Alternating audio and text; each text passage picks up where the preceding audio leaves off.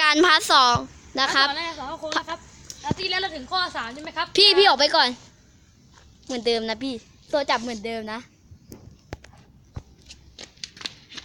กดไลค์และซับสไครต์ด้วยเถอะ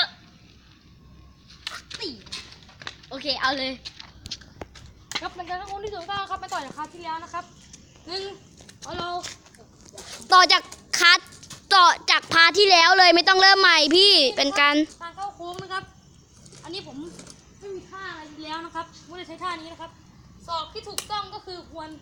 ทิ่มลงแล้วก็กางออกอย่างนี้นะครับ ไม่ควรหุบอย่างนี้นะครับ มันจะทำให้ท่าไม่สวยครับแล้วมันก็จะเป็นอย่างนี้ครับโอเคครับคัดก่อนครับ ตอนนี้นะครับก็ ได้ พลิกจักรยาน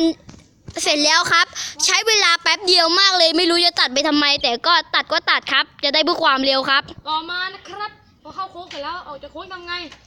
เข้าโค้งอยู่ระยะใกล้ๆนะครับ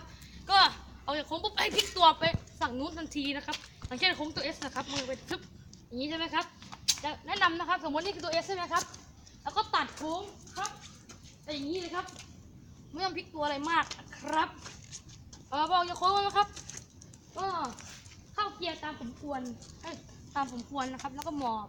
ทางตรงไปเรื่อยๆนะครับนี่นะครับหลักการนี้แค่นี้ครับไม่ยากมากครับตัวนี้ขอลาไปก่อนรีบๆกันกดไลค์กดแชร์กด subscribe ด้วยนะครับสวัสดีครับ